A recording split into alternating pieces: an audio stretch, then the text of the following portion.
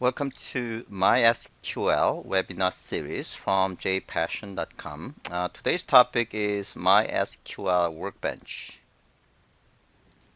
So let's actually start with a very short presentation, and we're going to actually do hands-on app. So what is MySQL Workbench? It provides the GUI tool for working with MySQL servers and databases. So everything that we have done so far was actually through the MySQL client shell running on the command line tool on the terminal window. Now you can do pretty much everything that we did on that terminal window using MySQL Workbench GUI tool. So it supports MySQL Server version 5.1 and above. There are two different versions, two different editions. One is free and the other one is commercial. So we're going to work with Community Edition, which is free. So Workbench provides the three main functionality, SQL development, data modeling, and server administration. We're going to actually focus mostly on SQL development and server administration, and we have actually one more session, which is January, I believe, 8th. We're going to actually cover data modeling in a separate session.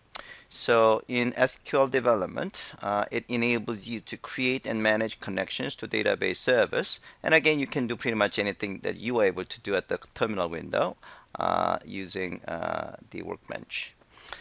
Data modeling enables you to create models of your database schema graphically, and it does let you do reverse and forward engineer. So we're going to actually try reverse engineering today. Basically, you can actually create a model from the live database, existing database. Forward engineering is basically you create a model and then you create a database schema. And you can also edit all aspects of your database using comprehensive table editor, meaning you can actually, change the contents, you can add columns, whatever you want. Okay. All right, server administration, and it lets you again administer your database server from the GUI. All right, so let's start with the lab. So you are going to install MySQL Workbench, going to this website, and you are going to download whatever platform of your choice. And basically, once you download the zip file, all you have to do is just unzip it using your favorite unzip utility of your choice. I use JARXVF, and then you're gonna just double-click MySQL Workbench. Okay, and then MySQL Workbench gets started. So that's what I have right here. Okay. All right, so exercise 2, we're going to actually try a few user operation on SQL development. So here, first of all, you are going to start MySQL Server, of course, and then we are going to manage connections. So we have to create a connection first. So I have already created a connection called My Connection to the database server. MySQL Server is up and running at the moment, and you have to provide a password. Okay, and then connection is made. Okay. All right, now you are going to do a few things. So here you can see three different functionalities as I mentioned. You can do SQL development, data modeling, and server administration. Again, we are going to focus on SQL development and server administration today. All right, so edit table data. So if you just click it, and it's going to choose whatever connections you have. I have only one connection here, so I'm going to just go to next and finish. So these are the databases to the server that are present in the server. So if I choose my DB, and it shows all the tables, so departments tables. And you can see columns, indexes, and foreign keys. So,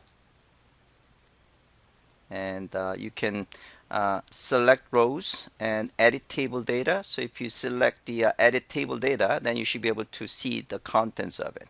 And if you want to add another data, all you have to do is just go over here, and I'm going to just say department ID is 5, and this is test data. Okay, so you can just add data to the table right there. Okay, so you can copy to the clipboard and send to SQL editor. So and then alter table, drop table, and refresh all again. These are the things that we practice. I mean, we play around at the command line. Okay. All right. So that is basically edit table data. So that's what we just did. And you can also execute SQL statement from a file. So you can certainly create the SQL script right there, or you can open a file. So here we're going to just try edit SQL script, and we are going to read SQL file from this hands-on labs SQL scripts directory. So we have a join tables create foreign key SQL file. Okay, so go to home and edit SQL script, and again you choose your connection, and here we're going to actually select SQL file from this hands-on lab and open it and finish, and then you can execute it. So this is actually execute this SQL file. So this has been executed, and you can export it